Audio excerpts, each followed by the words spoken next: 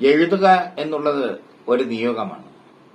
എഴുതുക എന്നുള്ളത് ഒരു ആവശ്യവുമാണ്. പ്രത്യേകിച്ചും കലാകാരന്മാരെ സംബന്ധിച്ചിടത്തോളം. പൊളിറ്റിക്സ് കേരളയുടെ അവതാരികയായ ജയറാണി, ടി ജയറാണി അവരുടെ പുതിയ പുസ്തകവുമായി എത്തിയിരിക്കുകയാണ്. ഓർമ്മപ്പക്ഷിയുടെ സഞ്ചാരപഥങ്ങൾ എന്ന പുസ്തകം. ഒരുപാട് തിരക്കുള്ള വ്യക്തിത്വമാണ് അവർ. ഒരു കാലത്ത് SFIയുടെ മുന്നണി പോരാളി, ഇപ്പോഴും CPMന്റെ സജീവ പ്രവർത്തകയും സജീവ സാന്നിധ്യവും. അവർ ഓർമ്മപ്പക്ഷിയുടെ സഞ്ചാരപഥങ്ങൾ എന്ന പുസ്തകവുമായി എത്തുകയാണ്. അതിന്റെ പ്രകാശനം നാളെയാണ്. പാർട്ടി ഏരിയ കമ്മിറ്റി ഓഫീസ് ബാലരാമപുരത്തെ, തിരുവനന്തപുരത്തെ ബാലരാമപുരത്തെ പാർട്ടി ഏരിയ കമ്മിറ്റി ഓഫീസിൽ വെച്ചാണ് പ്രകാശനം. അതിൽ സ്വാഗതം പറയുന്നത് കവി തലയിൽ മനോഹരൻ നായരാണ്. അധ്യക്ഷനായിരിക്കുന്നത് സഖാവ് പാറക്കുഴി സുരേന്ദ്രനാണ്. ഉദ്ഘാടനം നമ്മുടെ മുൻ സ്പീക്കറും CPMന്റെ തലമുതിർന്ന നേതാവുമായ M. വിജയകുമാറാണ്. പ്രകാശനം നടത്തുന്നത് കടകംപള്ളി സുരേന്ദ്രനാണ്.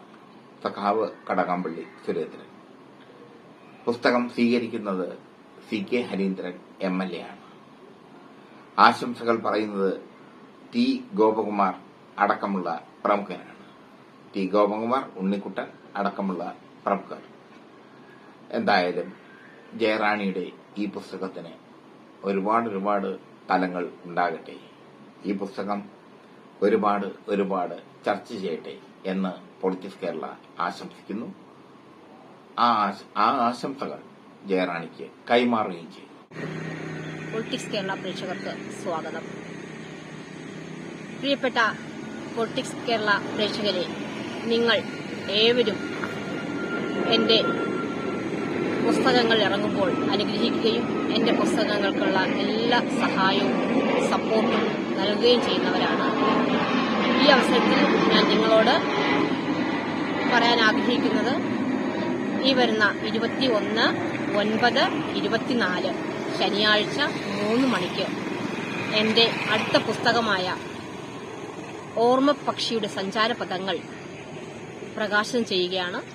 സഖാവ് കടകംപള്ളി സുരേന്ദ്രൻ, സഖാവ് CK ഹരീന്ദ്രന് എന്റെ പുസ്തകം കൈമാറിക്കൊണ്ട് പ്രകാശനം ചെയ്യുന്നു. സഖാവ് M. വിജയകുമാർ ആ കർമ്മത്തിൽ ഉദ്ഘാടനം നിർവഹിക്കുന്നു. അതുപോലെ തന്നെയാണ് കവിയും പ്രമുഖനുമായിട്ടുള്ള മനോഹരൻ സാറാണ് ആ ചടങ്ങിൽ സ്വാഗതം അർപ്പിക്കുന്നത്.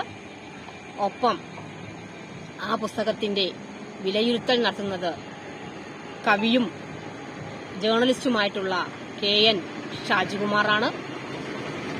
അതുപോലെ തന്നെ ആ യോഗത്തിൽ എന്റെ പുസ്തകം പ്രകാശനം ചെയ്യുന്നതിനുമായി ബന്ധപ്പെട്ട് ഞാൻ നന്ദി പ്രകാശിക്കുന്നു.